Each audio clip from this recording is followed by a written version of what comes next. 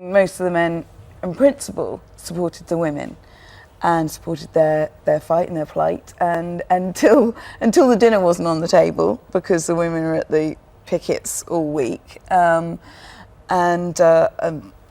you see in the film again with the case of Eddie and Rita, that the shirts weren't being ironed or washed, and so until it had an effect on them personally, but in principle most of the men were behind the women, and then you see them coming together at the end.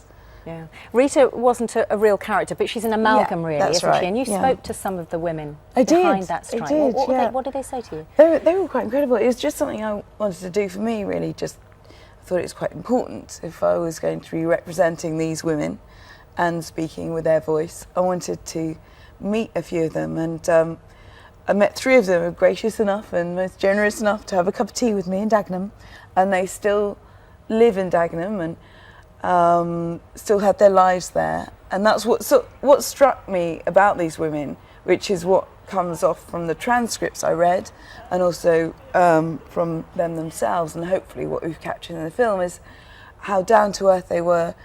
Very passionate, still incredibly passionate, so funny as well, and they were all friends, and they all look out for each other, and they were all just very normal working women. A lot of them retired now, grandmas and mums. And are they aware of the impact they've had on equal pay legislation in this, not just in this country actually, but throughout the world, because then other countries took it up? I think they are actually. They're pretty smart cookies. I think they knew what they were doing. They knew. I mean, they didn't do how it sort of came, the result, the incredible result, and what it sort of.